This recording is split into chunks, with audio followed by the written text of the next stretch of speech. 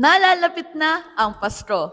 Para sa mga empleyado o sa mga magki-Christmas shopping, isa lang ang maaaring ibig sabihin nito.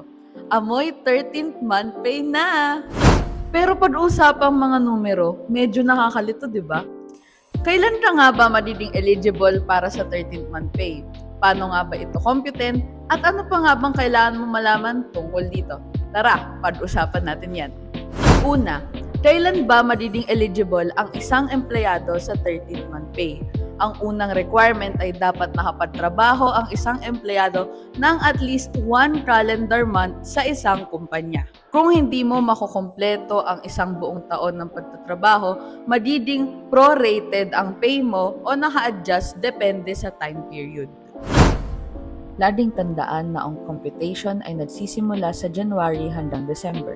Kung nabuo mo ang working days mo sa isang buong taon, ibig sabihin, makukuha mo ng isang buo ang iyong 13th month pay, which is equivalent sa 1 month basic pay mo.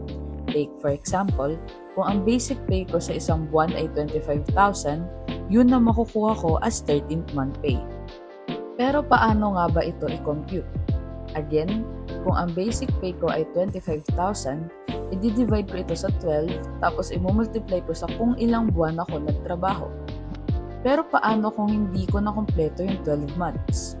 Dito papasok ang prorated 13th month pay. For example, na-hire ako ng August. Siyempre, meron pa rin akong 13th month pay assuming na umabot ako ng December. Babaguhin lang natin ang computation. I-divide ko yung basic pay ko na 25,000 sa 12, pero imumultiply ko lamang ito sa 5 dahil 5 months pa lamang ako sa kumpanya. Pero may iba't ibang factors din kung bakit hindi mo makukuha ng buo ang 13th month pay mo.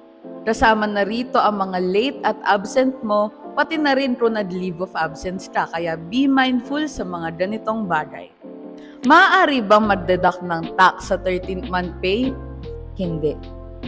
Matcha-charge ka lamang ng tax kung more than 90,000 ang iyong sinisweldo.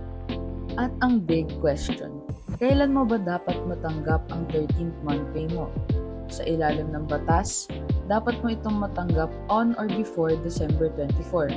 Huwag rin kakalimutan na hindi pinapayagan ng DOLE ang mga request ng employers to apply for an exemption sa pag-release ng 13th month pay. Kaya kung ako sa'yo, kino-compute ko na yung 13th month pay ko para makompute ko na lahat ng gastusin ko this season. Bye!